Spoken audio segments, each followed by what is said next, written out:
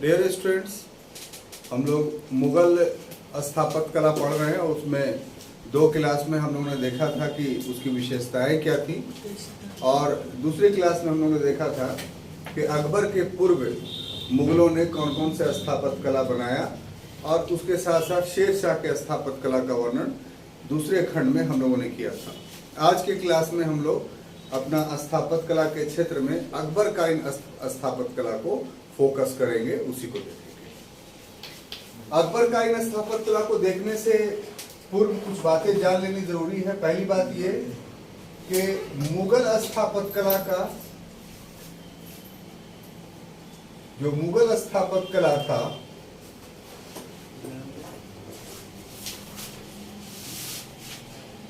इसका वास्तविक विकास जो हुआ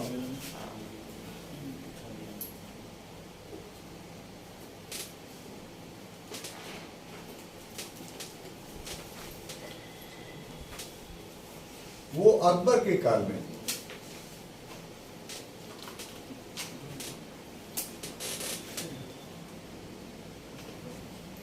और इस काल की अपनी कुछ खास विशेषता है। और अकबर काल की निम्न विशेषताएं आपको मस्तिष्क में रखना पड़ेगा कि अकबर ने जिस स्थापत्य कला का विकास किया था उसमें कुछ खास विशेषताएं थी। उसमें पहली विशेषता यह कि मेहराबी और शहतीर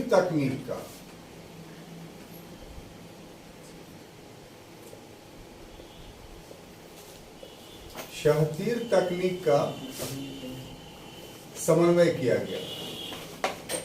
दूसरा ये था कि लाल बलुए पत्थर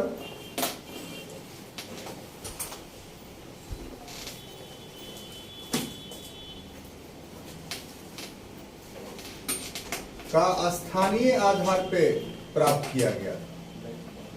और तीसरी बात यह थी कि अल्प मात्रा में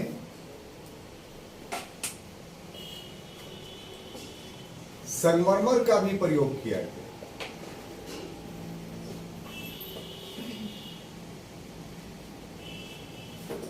और चौथी बात यह थी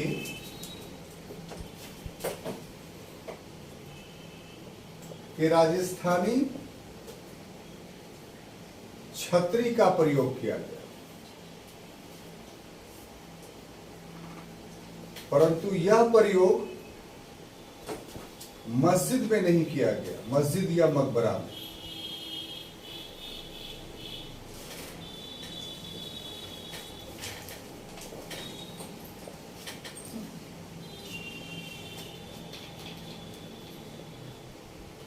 और पांचवी विशेषता इसकी ये थी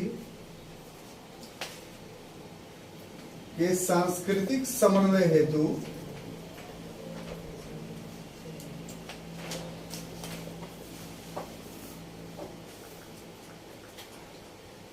स्थापत्य में प्रयोग किया गया। तो तीसरा ही तो है।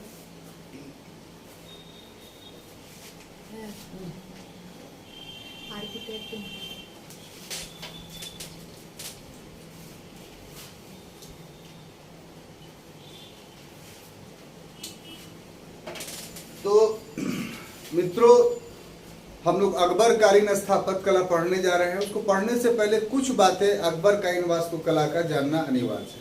ठीक है, मुगल वास्तुकला की विशेषता हम लोग पढ़ चुके हैं, लेकिन मुगलों के अंदर अलग अलग शासकों सम्राटों ने जो अपने शासनकाल में जो स्थापत्य कला बनाया, तो उन मुगल विशेषताओं के अधीन कुछ अपनी खास विशेषताएं उन शासकों ने डेवलप किया।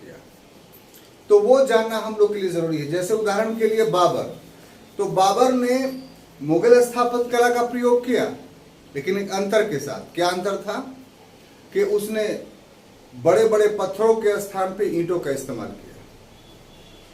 हुमायूं, उसने रोड़ियों का इस्तेमाल किया। अब वृहद पैमाने में पत्थरों का प्रयोग जो हुआ वो अकबर के पीरियड से हुआ। लेकिन शाहजहां का अंतर इसमें यह था कि उसने पत्थर इस्तेमाल किए, लेकिन लाल बलुए पत्थर इस्तेमाल नहीं किए, संगमरमर इस्तेमाल किए। सारे के सारे बिल्डिंग संगमरमर से बना है।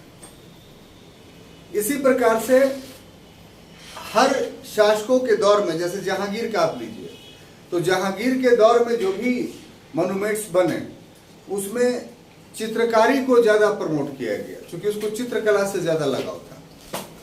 तो इस तरीके का एक मुगल विशेषताओं के अधीन शासकीय विशेषताओं का दर्शन हम पाते हैं। जो शासक थे, जो सम्राट थे, हर सम्राट का कुछ अपना विशेषता था। तो उसी क्रम में हम अकबर को देख रहे हैं कि इसमें अपनी खास विशेषता क्या थी। तो पहली विशेषता ये थी कि पहली तो बात तो ये थी कि मुगल स्थापत्य कला की नींव बाबर ने डाल दी थी, इसमें कोई दो राय नहीं है। अगर प्रश्न आएगा कि मुगल स्थापत्य कला की नींव किसने डाली, तो बाबर ने डाली, क्योंकि मुगल गार्डन का संस्थापक था वो। इसके अलावा काबली बाग मस्जिद, जामी मस्जिद, चंबल का ये सब निर्माण करवाया था। लोधी गार्डन में मस्जिद का निर्माण करवाया था, तो वो भी मुगल शासक था। तो ये 3-4 निर्माण कार्य उसके थे। तो ये आप कह सकते हैं आराम से कि मुगल स्थापत्य की नींव उसने डाली। लेकिन मुगल स्थापत्य अपने वास्तविक रूप से जो विकसित हुआ वो अकबर के काल में, और अपने चरमोत्कर्ष में वो शाहजहां के काल में पहुंचा। तो मुगल स्थापत्य के परिवेश में ये 3 चीज आप याद रखिएगा। नींव बाबर ने डाली, विकास अकबर के काल में हुआ, और चरमोत्कर्ष पे कब पहुंचा, तो शाहजहां के काल में। अब इस कंटेक्स्ट में आइए कि अकबर के काल की क्या विशेषताएं थी। तो सबसे पहली विशेषता कि उसने मेहराबी और शहतीरी तकनीक का प्रयोग किया। अब ये मेहराबी और शहतीरी तकनीक का प्रयोग किया, ठीक है, लेकिन इसमें विशेष बात क्या है? तो विशेष बात यह है कि शहतीर तकनीक हिंदू तकनीक थी, और मेहराबी तकनीक जो थी मध्य एशियाई तकनीक या मुस्लिम तकनीक आप कह सकते हैं। हालांकि मुस्लिम तकनीक कहना गलत होगा, मध्य एशिया में दूसरे लोगों ने भी इसका प्रयोग किया था, तो मध्य एशियाई तकनीक कहेंगे तो ज्यादा बेहतर होगा। अब अध्ययन का विषय ये क्यों बन रहा है? आपको दिल्ली सल्तनत का स्थापत्य पढ़ाने के क्रम में हमने बताया था आपको कि दिल्ली सल्तनत के शासकों ने अपने आरंभिक समय में, यानी कुतुबुद्दीन ऐबक और इल्तुतमिश का जो समय था, उस समय इन लोगों ने शहतीर का इस्तेमाल किया। जैसे कुतुब इस्लाम मस्जिद में 2.5 दिन के झोपड़ा में फूहड़ तरीके से मेहराबों का निर्माण किया। बहुत परिष्कृत मेहराब नहीं थे। लेकिन जब अलाई दरवाजा का निर्माण हो गया, अलाई दरवाजा में पहली बार वैज्ञानिक आधार पर मेहराब का इस्तेमाल किया गया, तो उसके बाद फिर जितनी भी बिल्डिंगें बनी सब मेहराबी तकनीक से बनी, उसमें शहतीर को नकार दिया गया। तो अकबर ने हिंदू शहतीर परंपरा को फिर से जीवित किया। शहतीर क्या था आप जानते ही हैं। आज का जैसे दरवाजा पर लिंटर लगा रहता है, ढलैया हो जाता है, उसके ऊपर दीवार खड़ी हुई है, तो वो उस समय में दीवार पर या छत ढालने के लिए जो है वो लकड़ी के मोटे मोटे बीम बनाए जाते थे शहतीर के रूप में, और उस पर छत को ढाला जाता था। कहीं पर दरवाजा होता था तो उस पर अच्छे मजबूत लकड़ी का जो है शहतीर दे करके उसके ऊपर फिर बिल्डिंग खड़ी की जाती थी और दरवाजा बना दिया जाता था। तो ये तकनीक दिल्ली सल्तनत के विकसित काल में इसको छोड़ दिया गया था। अकबर ने मेहराबी तकनीक के इस्तेमाल के साथ साथ शहतीरी तकनीक का भी इस्तेमाल किया। और ऐसा क्यों किया? क्योंकि जहां पर वृहद पैमाने पे बिल्डिंग बनाई जा रही थी, बड़े बड़े दरवाजे या बड़ी बड़ी खिड़कियां या गुंबद बनाना होता था, तो उसमें मेहराबी तकनीक इस्तेमाल होता था। लेकिन जहां पर छोटा ताक बनाना हुआ, छोटी खिड़कियां बनानी हुई, ठीक है, तो इन जगहों पे शहतीर का इस्तेमाल होता था। या फिर कहीं पर छोटे छत का ढालना हुआ जिसमें मेहराब नहीं लगता था। ऐसे आपको देखना होगा, अगर इसको कभी तो जामा मस्जिद में जाइएगा आपको तो, या और भी किसी मस्जिद में जाइएगा जो पुरानी मस्जिदें हैं, तो उसमें गुंबद जो बना हुआ है वो तो मेहराबी तकनीक से। लेकिन जो गुंबद के नीचे का भाग है जहां लोग नमाज पढ़ते हैं, उसके बाद भी एक रो होता है मस्जिद में, तो वो रो जो है उसमें छत ढाला रहता है ऊपर में, उसमें गुंबद नहीं रहता है। तो वो छत जो ढाला रहता है वो शहतीर तकनीक से ढाला रहता है। आप देखिएगा पुराने मस्जिदों में कि उसमें लकड़ी का बीम दिया हुआ है, शहतीर दिया हुआ है, और उस पर जो है या तो पत्थर बिछाए हुए हैं या फिर डायरेक्ट ढाल दिया गया है। तो ये जो कॉम्बिनेशन है, यानी गुंबद ही बनाया और बाद वाले कमरे के लिए जो है आपने शहतीर का इस्तेमाल किया, तो यहाँ मेहराब और शहतीर साथ साथ इस्तेमाल हो रहा है, और फिर बाद में सहन। तो दिल्ली के जामा मस्जिद में जाइएगा तो आपको ये तकनीक मिलेगी, क्योंकि मस्जिद जो बटा रहता है वो 3 भाग में बटा रहता है। एक जहाँ किबला लिबान होता है, उसके ऊपर गुंबद बना होता है, उसके बाद भी एक घर नुमा मतलब बरांडा आप उसको कहीं वो रहता है, तो उसके ऊपर छत रहता है। तो छत में क्या इस्तेमाल होगा? शहतीर इस्तेमाल। और उसके बाद सहन रहता है। सहन का मतलब आंगन जो खुला हुआ रहता है, ओपन स्पेस। ठीक है। दूसरा कि लाल बलुए पत्थर का प्रयोग किया। तो लाल बलुए पत्थर तो पहले से प्रयुक्त होते आ रहे थे तुर्कों के समय से, लेकिन तुर्कों के समय से लाल बलुए पत्थर या फिर कह लीजिए लोदियों के समय तक जो लाल बलुए पत्थर का इस्तेमाल हुआ है वो मंगाया जाता था चुनार से। लेकिन अकबर ने लाल बलुए पत्थर का जो प्रयोग किया वो स्थानीय आधार पर प्रयोग किया, यानी आगरा में जहां पर वो बन रहा था बिल्डिंग, या दिल्ली में जहां पर बन रहा था, तो लोकल आधार पे जो है लाल बलुए पत्थर को लाया गया, ये चुनार से नहीं लाया गया। ये एक टेक्निकल बात है और क्वेश्चन में यही सब चीज डाल देगा आपको। अभी आप ऑब्जेक्टिव बना रहे हैं तो इस सब हुनर को पकड़ चुके हैं, इसलिए पकड़ लेते हैं पॉलिटी में कि देखिए यहाँ पर गलत है, तो उसी ढंग से हिस्ट्री में आपको पकड़ना पड़ेगा। तो ये जो सेक्शन है आपको कि लाल बलुए पत्थर कहाँ से आता था, तो चूंकि जहन में आपका भरा हुआ है, दिमाग में भरा हुआ है कि अधिकांश लाल बलुए पत्थर कहाँ से आया भाई? चुनार से। लेकिन अकबर ने स्थानीय आधार पर प्रयोग किया। लाल बलुए पत्थर का इस्तेमाल हुआ, लेकिन अल्प मात्रा में संगमरमर का भी प्रयोग करता है ये, जिसके वजह से इसके भवनों की सुंदरता काफी बढ़ जाती है। ठीक है। उसके बाद है कि ये टेक्निकली बहुत ध्यान देने योग्य है कि राजस्थानी छतरी का इस्तेमाल करता है वो, जितनी भी उसकी बिल्डिंगें बनी है, यहां तक कि लाल किला में भी आप जाइएगा तो आपको राजस्थानी छतरी का मतलब क्या हुआ ये थोड़ा सा बता देता आपको समझ में आएगा। राजस्थानी छतरी का ऐसे और इस नुमा आकृति रहती थी, समझ गए? छत जो रहता था ना, तो छत के एक कोना पर इस तरह का, दूसरा कोना पर इस तरह से। आप जाइएगा अगर सिकंदरा का मकबरा देखने, तो सिकंदरा के मकबरा में भी बाहर जो गेट है उस पर राजस्थानी छतरी का इस्तेमाल किया गया है। लेकिन ये राजस्थानी छतरी का इस्तेमाल जो है मस्जिद और मकबरा में नहीं होता था। तो मस्जिद और मकबरा में राजस्थानी छतरी के स्थान पे क्या इस्तेमाल होता था, ये एक महत्वपूर्ण बात है। ये जो मस्जिद और मकबरा देख रहे हैं, तो यहाँ जो इस्तेमाल होता था वो मीनार इस्तेमाल होता था। क्या चीज? मीनार। मीनार का आप समझ गए कि बता दें? देखिए मस्जिद नहीं, देख लीजिए, समझ लीजिए इसको। ये तो आपका गुंबद हो गया, अर्ध गोलाकार जो स्तूपाकार आकृति होती है।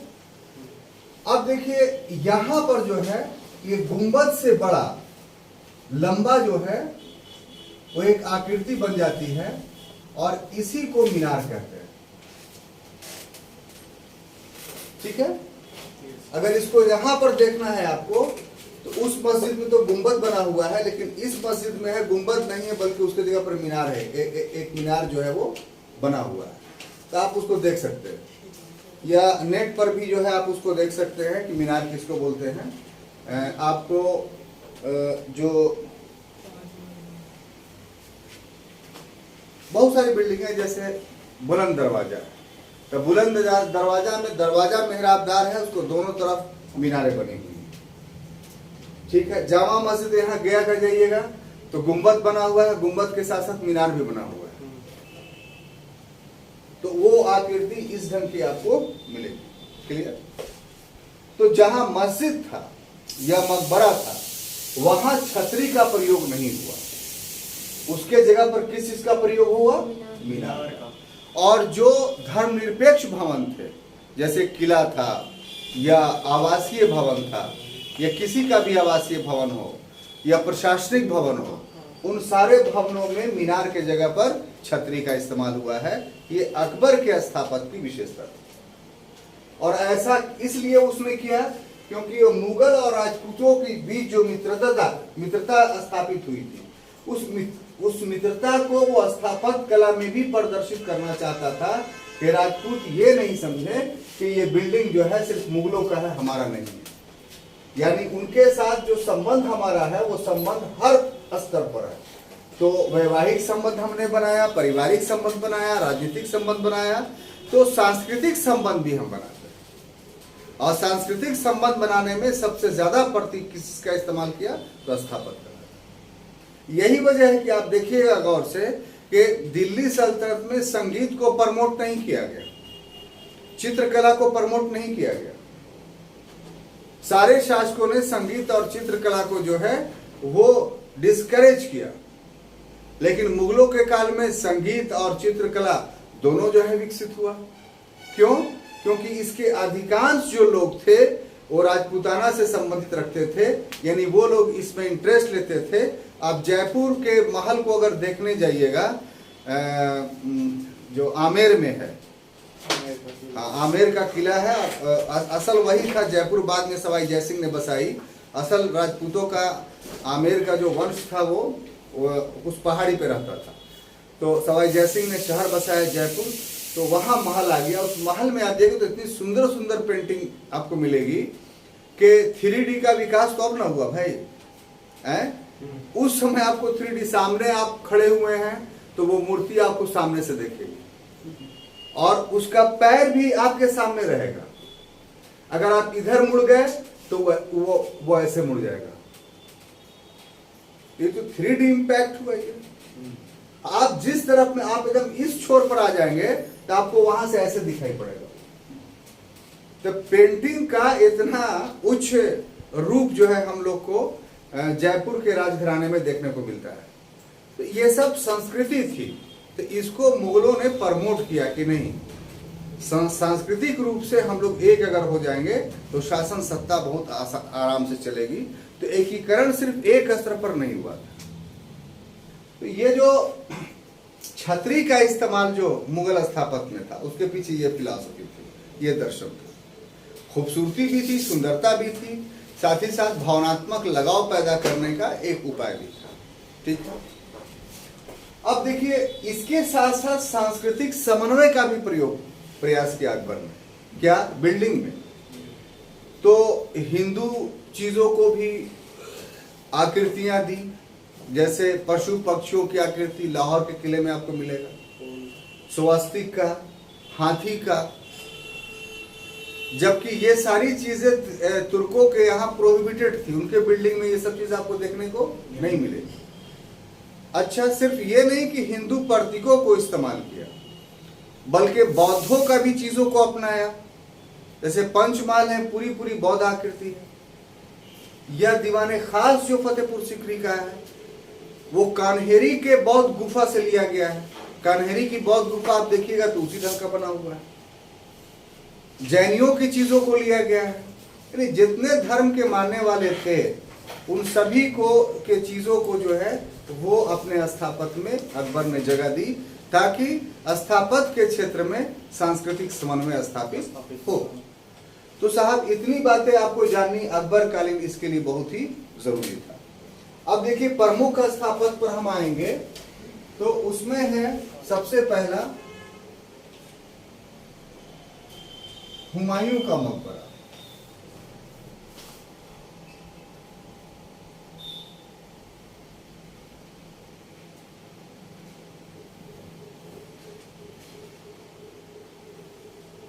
ये देखिए, हुमायूं का मकबरा वास्तव में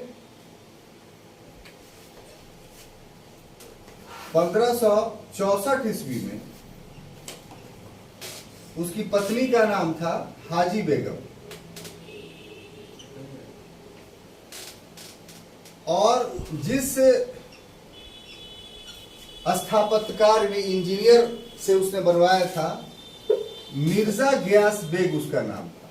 क्या नाम था? मिर्जा गियास बेग। देखिए, थोड़ा कम कम लिखेंगे, बताएंगे सब। वजह है कि बहुत ज्यादा मॉन्यूमेंट्स पढ़ना है हमको। इसमें अकबर का भी सहयोग था, यानी ऐसा नहीं था कि बना रही थी हाजी बेगम तो अकबर पूरी तरीके से निष्क्रिय था, वो भी इसमें इंटरेस्ट ले रहा था। हाँ, पूरी योजना, पैसा, समय ये हाजी बेगम दे रही थी। क्यों? क्योंकि ये उसकी पत्नी थी। हुमायूं जब अपने निर्वासन पीरियड में ईरान में था तो हाजी बेगम जो उसकी पत्नी थी वो भी साथ में गई और फारसी स्थापत्य कला से हाजी बेगम बहुत प्रभावित हुई थी। तो जब हुमायूं की मृत्यु हुई तो हाजी बेगम की तमन्ना हुई कि हम भी जो है अपने पति की याद में एक ऐसे भवन को बनाएं जिससे हमारा पति हमेशा जो है याद किया जाए। तो इस उद्देश्य से उसने हुमायूं के मकबरे की नींव 1564 में डाली। मिर्जा गयास बेग को इंजीनियर बनाया, यानी उसी की सारी योजना थी। ये जो हुमायूं का मकबरा है ये वास्तव में जो पुराना किला है, पुराना किला के बारे में कल पढ़ा चुके हैं आपको। किसने पता बनाया था? बोलिए गौरव जी, आप आए थे? बाहर में स्थित है, यानी जो पुराना किला का परमिसेस है उसके बाहर में हुमायूं का मकबरा बनाया गया है। ठीक है, बताइए पुराना किला किसने बनाया था? शेर शाह ने बनाया था। इसमें क्या दिक्कत है आपको बोलने? उसके बाद इसकी विशेषता ये है कि 22 फुट ऊंचा, 22 फुट ऊंचा चबूतरा पर इसका निर्माण किया गया है और लाल बलुए पत्थर की चौकोर मकबरा है।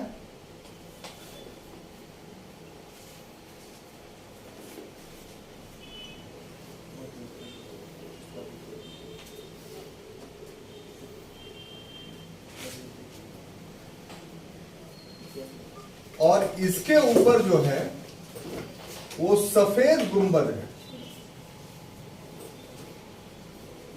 यानी पूरी बिल्डिंग लाल नहीं है बल्कि मकबरा का जो चौकोर भाग है वो लाल रंग का है, लाल पत्थर से है, लेकिन गुंबद जो बना हुआ है वो सफेद है। तो इससे बहुत कंट्रास्ट पैदा होता है।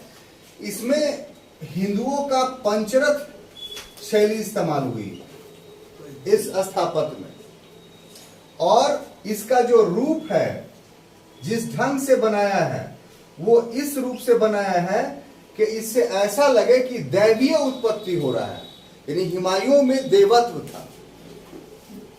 ये भाव उसमें पैदा करने की कोशिश की गई है। सबसे महत्वपूर्ण बात कि ये चार दीवारी के अंदर में बना हुआ है। यहां पर आपको चार दीवारी के परिवेश में ये जानना पड़ेगा कि इसके पहले ये पहला मुगल इमारत है जो चार दीवारी के अंदर है। इसके पहले किन शासकों ने चार दीवारी में मकबरा बनाया? तो दिल्ली सल्तनत में सिर्फ 2 शासक थे जिन्होंने चार दीवारी में मकबरा बनाया। एक फिरोज शाह तुगलक जो तुगलक डायनेस्टी का था और दूसरा मुबारक शाह जो सैयद डायनेस्टी का था। तो तुगलक शाह का मकबरा और मुबारक शाह का जो मकबरा है वो चार दीवारी के अंदर बना हुआ है। इसके अलावा दिल्ली सल्तनत में किसी का भी मकबरा चार दीवारी के अधीन नहीं है। उसके बाद मुगल काल में ये पहला मकबरा है जो चार दीवारी के अधीन बना हुआ है। और साथ ही साथ मुगल गार्डन का भी निर्माण किया गया है। जो बीच में खाली जगह था उसको मुगल गार्डन कहा जाता है और उसके बीच में ये मकबरा बना हुआ है। इसको पर्सी ब्राउन ने, एक हिस्टोरियन है, खास तौर से जो है वो क्या बोला जाता है, स्थापत्य कला पर ही उन्होंने लिखा है। और स्थापत्य कला को, अगर भारतीय स्थापत्य कला को पढ़िएगा तो पर्सी ब्राउन को पढ़ना बहुत ही जरूरी है। 700 पेज पे उनकी पुस्तक है सिर्फ स्थापत्य पे। अगर कभी आपको जीवन में मौका मिला तो वो अवेलेबल है, ले लीजिएगा हमसे पढ़ने के लिए। अभी तो संभव नहीं है। तो बहुत गहराई वाली बातें आपको पर्सी ब्राउन की मिलेगी। तो उन्हीं का कहना है ये कि ये जो है वो ताजमहल का पूर्वगामी। ताजमहल तो बाद में बना, लेकिन ताजमहल की भावना को रखते हुए या ताजमहल के विचारधारा को रखते हुए उसकी पूर्व आकृति अगर कहीं दिखाई पड़ती है तो वो कहाँ, हुमायूं के मकबरे में। तो इसीलिए उन्होंने कहा कि ये ताजमहल का पूर्वगामी है। और आगे उन्होंने कहा कि ताजमहल जो है वो एक आशिक का अपनी महबूबा के लिए एक खिराज है ताजमहल, लेकिन हुमायूं का मकबरा जो है एक पत्नी का महबूबाना पेशकश है। यानी ताजमहल में पति मोहब्बत कर रहा है, पति उसकी निशानियों को बचाना चाहता है, और हुमायूं के मकबरे में पत्नी उसकी निशानियों को बचाना चाहती है। तो ये कोटेशंस आमतौर पे जो है वो आता है कि किसके लिए कहा गया है। क्लियर? तो अब साहब दूसरा जो हम मोनूमेंट्स ले रहे हैं वो है आगरा का किला। क्या?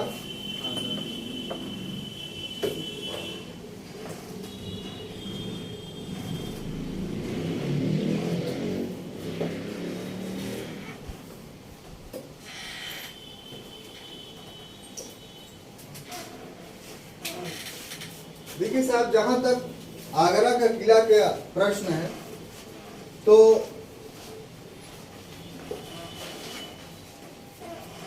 इसकी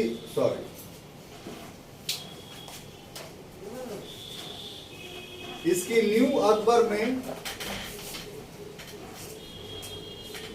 1564 में डाली थी और यह 15 वर्ष में तैयार हुआ।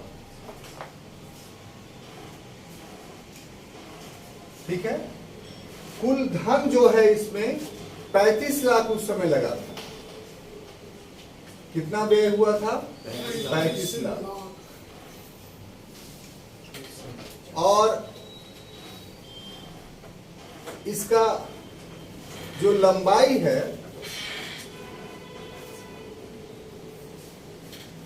वो 1.5 किलोमीटर में ये फैला हुआ है। इसका जो स्थापत्यकार था, इंजीनियर था, बनाने वाला था,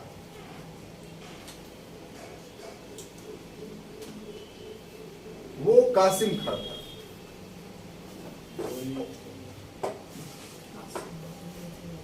ठीक है। इसमें 2 दरवाजे बनाए गए हैं।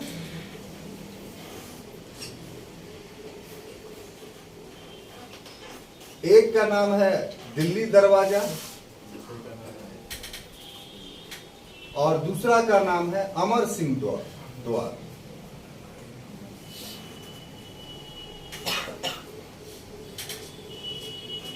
इसमें इसकी विशेषता यह है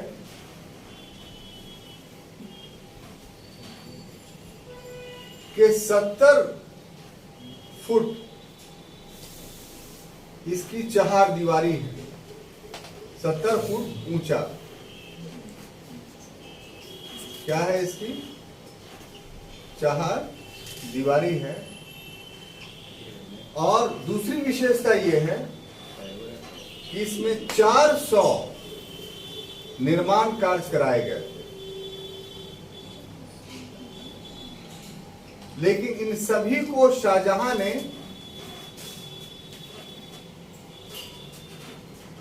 तोड़वा कर संगमरमर से निर्माण करवाया।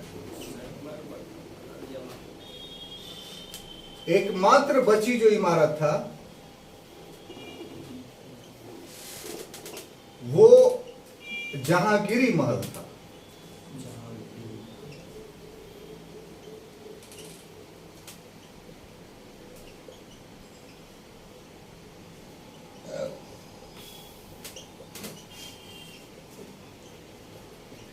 ठीक है। तो इसको जानिए कि क्या है आगरे का किला। बहुत हैवी कंफ्यूजन है इसमें। अगर इसको बहुत गहराई से, बहुत विस्तार रूप दे करके अगर आप नहीं पढ़िएगा सोनू भाई, तो यहाँ पर बहुत सारे ऑब्जेक्टिव क्वेश्चंस आपके गलत हो जाएंगे। इसलिए हमारा आपसे अनुरोध है कि आप हर चीज को बहुत सूक्ष्मता से समझने की कोशिश कीजिए। ये सब तो तथ्यात्मक व्याख्या है कि 64 में नींव डाली गई और 15 वर्ष बनने में लगा और धन जो है 35 लाख खर्च हुआ। 1.5 किलोमीटर लंबा है, 2 दरवाजे हैं, 70 फुट का जो है वो इसका दीवार है और दीवार ऐसी बनी हुई है कि उसमें एक सूत भी कहीं पर से आप नहीं प्रवेश करा सकते हैं। इतना सॉलिड प्लास्टर है उसका, यह इतना सॉलिड जुड़ाई किया हुआ, उस समय का बना हुआ आज भी।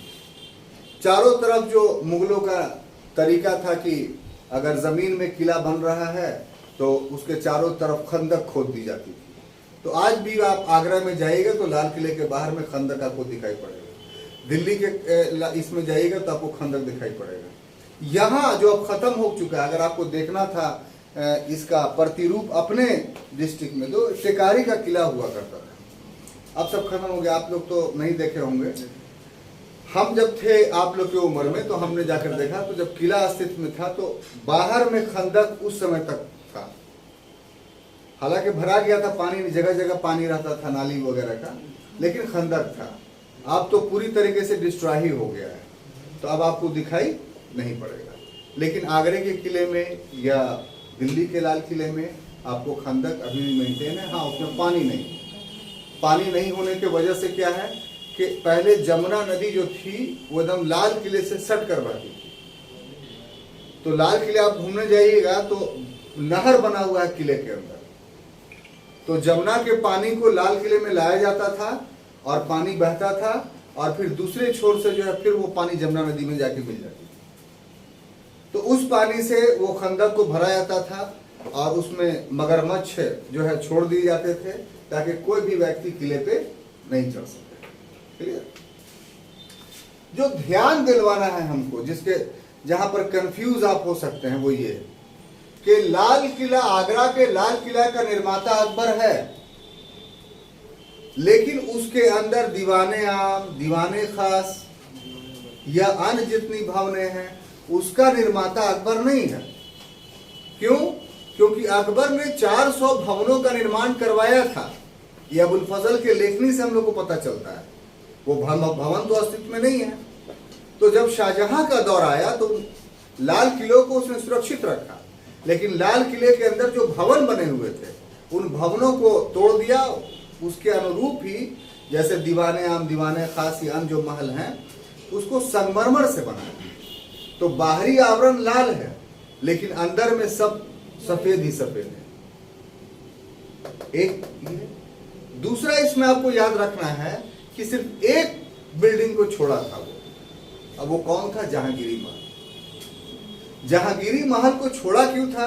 कि अकबर ने बड़े प्यार से अपने बेटे के लिए रहने के लिए जहांगीरी महल का निर्माण करवाया था। और उसी के बगल में अकबर का खास महल है जो बहुत अच्छा नहीं है, जीर्ण शीर्ण अवस्था में है। तो खुद के लिए बहुत निम्नतर भवन का निर्माण कराया था, लेकिन अपने बेटा को इतना मानता था कि आलीशान भवन का निर्माण कराया था। आज भी उसकी भव्यता को देख करके आप आकर्षित होंगे।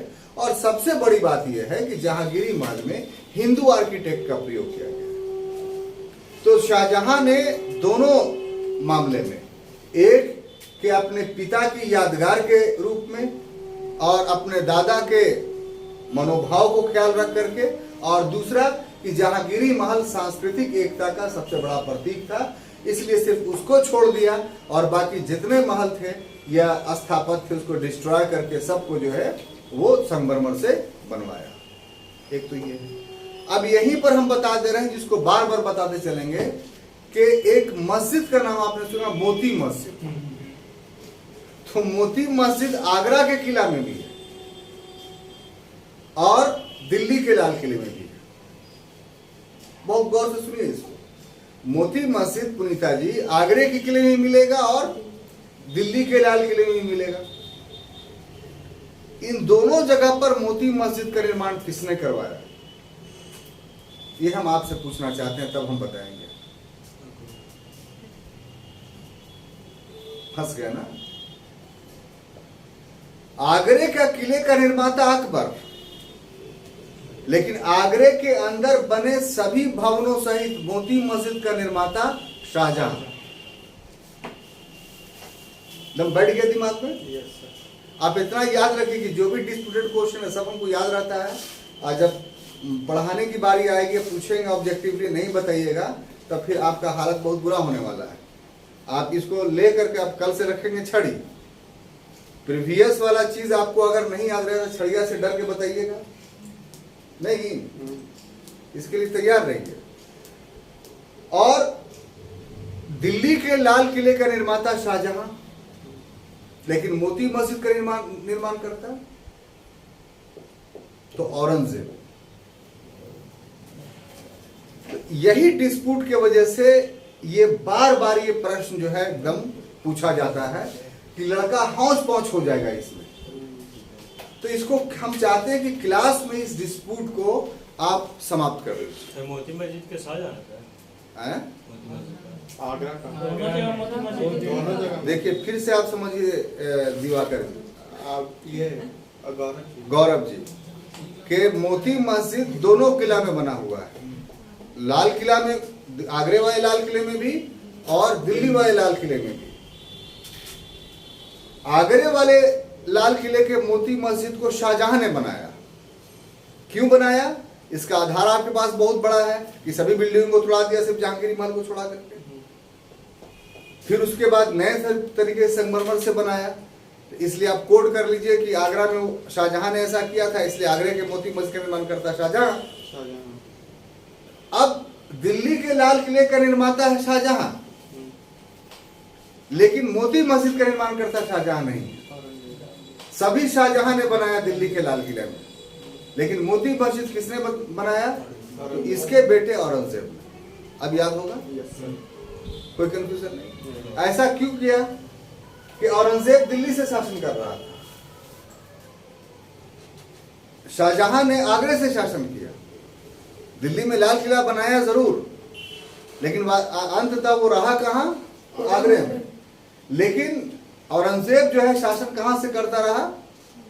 दिल्ली से। तो इसलिए नमाज पढ़ने के लिए उसको जरूरत पड़ी, तो बड़ा आकर्षित हुआ था आगरे के मोती मस्जिद से, तो इसीलिए उसने दिल्ली में मोती मस्जिद किले में बनवा लिया। ठीक है, तो रुक करके इस चीज को कंफर्म करना। देखिए पढ़ाई का मतलब क्या है इसको समझिए। लेक्चर्स का मतलब क्या है कि अगर लेक्चर्स में 80-90% आप बढ़िया से सुन के याद कर ले रहे हैं तो आपकी पढ़ाई बहुत अच्छी मानी जा रही है। और लेक्चर्स को आप बढ़िया से नहीं सुन रहे हैं, डिस्प्यूट क्लियर नहीं कर रहे हैं, तो फिर ऐसे क्लास के ऐसे लेक्चर्स का कोई वैल्यू नहीं। ये सिर्फ कौवा टर टर चिल्ला रहा है और धान सूख रहा है, उसकी कहावत चरितार्थ होगी। इसलिए इसको एकदम हमको हर टॉपिक याद रहता है, इतना आप निश्चित रखिए कि हम ये पढ़ाए हैं और उस समय ये बात बोले थे, और अब जो है क्वेश्चन हम टेस्ट में पूछ रहे हैं और आप जवाब नहीं दे रहे हैं। जैसे अभी आपको हाई कोर्ट और सुप्रीम कोर्ट के बारे में पूछा, क्या बोलते हैं, फंडामेंटल राइट्स के बारे में, किसको ज्यादा पावर है, तो इसको तो हम पढ़ा चुके थे आप, और उस समय भी इतना जोर दे करके बोला, तो जहन कहीं और होगी, नहीं समझ में आया। इसलिए जितने डिस्प्यूटेड टॉपिक हैं उसको रुक करके एक्सप्लेन करना बहुत जरूरी है। एक्सप्लेन हो गया आपको मोती मस्जिद के बारे में? कोई कंफ्यूजन नहीं। अब चलिए साहब, अगला जो हम लोग स्टडी करने जा रहे हैं वो है लाहौर का किला। जी,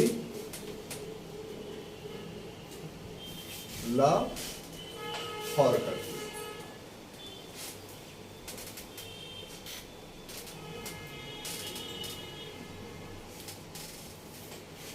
देखिए लाहौर का जो किला था, इस किले का निर्माण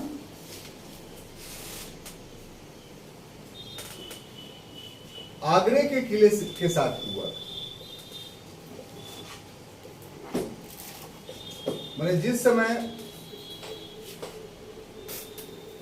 आगरे का किले का निर्माण हो रहा था, उसी समय लाहौर के किले का भी निर्माण किया गया।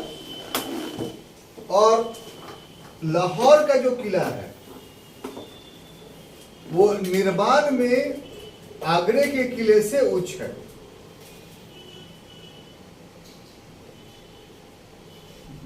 आगरा से उच्च है, यानी अच्छे ढंग से बनाया गया है। जैसे आगरे में बनाया गया था उससे और सुदृढ़ता से बनाया गया है। और इस किले की विशेषता क्या, बाकी सब चीज वही होगी, दीवाने आम दीवाने खास जितना बिल्डिंग बनता था वो सब जो उसमें है वो सब इसमें भी होगा, लेकिन इसकी अन्य किलों से विशेषता यह है कि इसमें कोष्ठक, कोष्ठक का मतलब समझ रहे हैं, ताकि, अब आप समझ गए। और दूसरी बात ये कि पशु पक्षियों की आकृति है, यह ऑब्जेक्टिव पूछता है पुनीता जी कि किस में पशु पक्षियों की आकृति जो है वो खुदी हुई है, किस किले में, तो वो लाहौर के किले में। और ये इस बात को इंगित करता है कि अन्य किलों के निर्माता बाहर से लाए गए थे, ईरानियन थे, लेकिन लाहौर का किला पूरा का पूरा भारतीय कारीगरों के द्वारा बनाया गया। इस कारण से जो है इसमें भारतीय प्रतीकों यानी पशु पक्षियों और सबसे बड़ी बात है कोष्ठक। कोष्ठक का निर्माण क्यों करते थे भारतीय कारीगर, तो दीपक जलाने के लिए, मंदिरों में दीपक जलाने के लिए, आरती रखने के लिए, इस तरह से ये मिठाई रखने के लिए लोग कोष्ठक बना दिया करते थे। तो ये एक आर्किटेक्ट बन गया कि कोई भी बिल्डिंग बनेगी उसमें कोष्ठक बनेगा, प्राइवेट हाउस भी बनेगा तो उसमें कोष्ठक बनेगा। नहीं, एक कारीगर होता है ना, उसकी एक आदत होती है। आप अभी किसी इंजीनियर को या मिस्त्री को रखिए तो 2-3 डिजाइन वो जाने रहेगा, छज्जा इसे निकाल दे बाबू, उसके अतिरिक्त तो नहीं जानेगा। तो अगर एक कारीगर जो है एक मोहल्ले में काम कर रहा है तो सबका छज्जा एक तरह से निकला हुआ आपको दिखाई पड़ेगा, इसलिए उसको वही टेक्निक मालूम। तो भारतीय कारीगर जो थे या राजमिस्त्री जो थे वो कोष्ठकों का इस्तेमाल करते थे, पशु पक्षियों का इस्तेमाल करते थे। चूंकि आगरे के किले में ये सब सारी चीजें मिली हैं तो माना यह जाता है कि स्थानीय कारीगरों से आगरे के किले का निर्माण करवाया गया था। और सबसे महत्वपूर्ण बात कि आगरे का किला, लाहौर का किला का निर्माण कराया गया था। सबसे महत्वपूर्ण, लाहौर का किला आगरे के किले से ज्यादा वृहत है, ज्यादा श्रेष्ठ है। इसका निर्माण क्यों कराया गया था, तो सीमांत क्षेत्र को पर नियंत्रण स्थापित करने के लिए। जो उत्तर पश्चिमी भाग था वो भाग जो है सुदृढ़ हो, मजबूत हो। आपको पता होगा कि यूसुफजई, अफरीदी, खटक ये सब जातियां विद्रोही थी। तो विद्रोही सिर्फ औरंगजेब के समय में नहीं थी, पहले से थी। तो इस पर प्रभावी नियंत्रण रखा जाए। अकबर भी कुछ वर्षों तक उस किले में रहा है, वहां से शासन संचालित किया। क्यों? ताकि उनको डर हो कि बादशाह यहां पर। तो इस तरीके से अगला जो किला है वो इलाहाबाद का किला है। चौथा जो किला है इलाहाबाद का किला।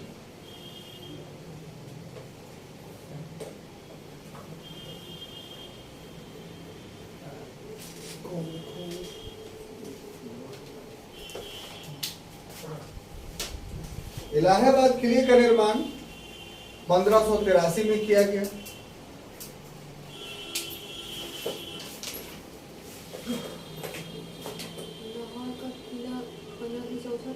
हाँ, साथ बना था, ठीक है। 1583 में इसका निर्माण किया गया। इसका अधिकांश भाग नष्ट हो चुका है।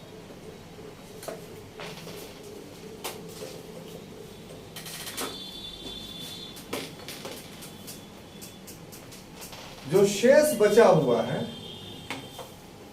उसमें एक भवन है जनाना महल,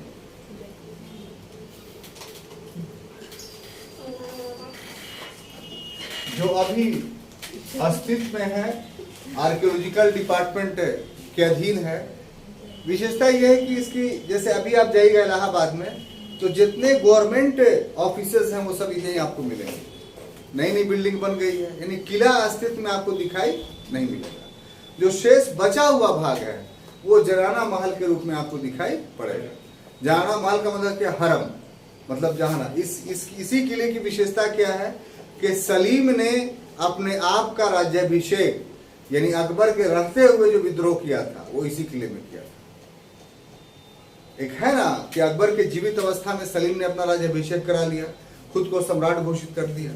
तो कहाँ किया था? तो इसी इलाहाबाद के किले में। तो ये ऐतिहासिक घटना यहाँ हुई थी। उसके बाद अगला है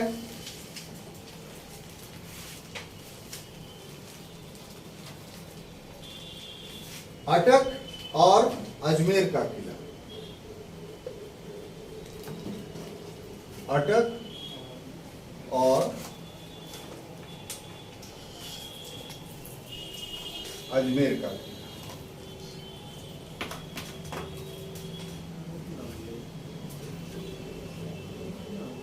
तो यहां भी किले का निर्माण किया था अकबर ने, और दोनों किले को अगर देखा जाए तो अटक के किले का निर्माण 1570 में किया गया था और अजमेर के किले का निर्माण 1581 में किया गया था। इसका उद्देश्य जो था सीमांत क्षेत्रों की सुरक्षा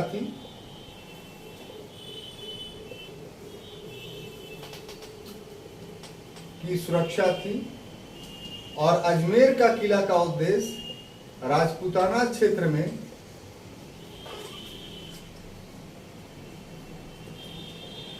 नियंत्रण स्थापित करना था, प्रभावशाली।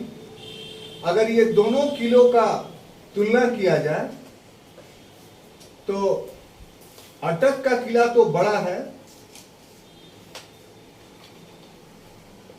और उसकी तुलना में अजमेर का किला छोटा है, लेकिन अटक का किला जीर्ण शीर्ण अवस्था में, यानी पूर्ण रूप से सही सलामत नहीं है, जबकि अजमेर का किला जो है वो सही सलामत है। अजमेर आप जाइएगा तो अरावली पहाड़ी का अंतिम छोर है ये, ठीक है ना। तो उसके ऊपर में नीचे ही से आपको दिखाई पड़ेगा कि बाउंड्री है, वही किला है। सबसे टॉप पर जो है वो किला बना हुआ है। पैदल चलते चलते, सीढ़ी चढ़ते चढ़ते आपका हालत खराब हो जाएगा। हम चढ़ रहे थे तो हमको ये लग रहा था कि उस समय फौज लोग इतना तंदुरुस्त काहे रहता था, तो उसको रखा ही ऐसे जगह पर जाता था कि डेली चढ़ने उतरने में उसका एक्सरसाइज हो जाए। उसको पीटी उटी करने की जरूरत नहीं है। किला में रहेगा तो सामान लाने के लिए जाना ही पड़ेगा या और कोई काम के लिए जाना ही पड़ेगा। तो अगर आप एक बात बताइए कि रोहतासगढ़ कभी ले चलेंगे आपको, बार बार बोलते हैं हम, इसलिए अनुभव के लिए कि आप एक बार चढ़ जाइए, उतर जाइए, तो आपकी क्या स्थिति रहेगी। उस समय जो किले में जो लोग रहते होंगे वो अपने आवश्यक वस्तुओं के लिए तो ऊपर नीचे करते होंगे ना भाई।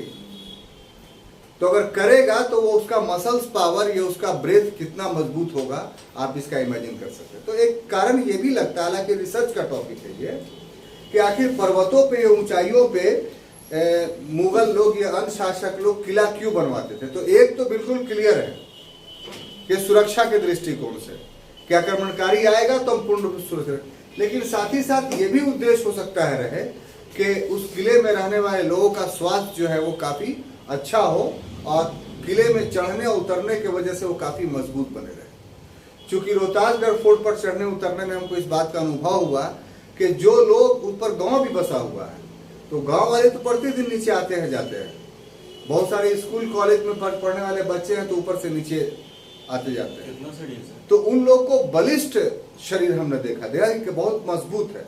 एक रोगी था, उसको खटिया पर जो है लोड कर करके 2 आदमी टांग करके लेके जा रहा था। तो इस ढंग से जो है वो उसके पास तो अच्छी ताकत होगी, अच्छा ब्रेथ होगा, और वहाँ के सभी लोग काफी शक्तिशाली और स्वस्थ देखे हमको। तो ये रिसर्च का टॉपिक है कि क्या ये उद्देश्य था किलादारों का, जिन्होंने किला ऐसा ऊंचाई स्तर में बनाया। तो बाद में पता चलेगा कि था या नहीं था। मित्रों, अकबर ने इतने स्थापत्य कला बनाए कि उसको आज के एक क्लास में समझ पाना हम लोग के लिए संभव नहीं होगा, क्योंकि अगर करेंगे तो फिर 2 घंटा हो जाएगा, ठीक है। क्योंकि फतेहपुर सीकरी में इतनी सारी भवनें उसने बनाई कि सब भवन के बारे में अलग से विस्तार से नहीं पढ़िएगा तो ऑब्जेक्टिव क्वेश्चंस आपसे हल नहीं होगा। इसलिए हमारा निवेदन है कि अकबर का इस खंड को हम लोग 2 खंडों में बांट करके अध्ययन करेंगे। एक आज कर लिया, बाकी का कल के क्लास में। Thank you.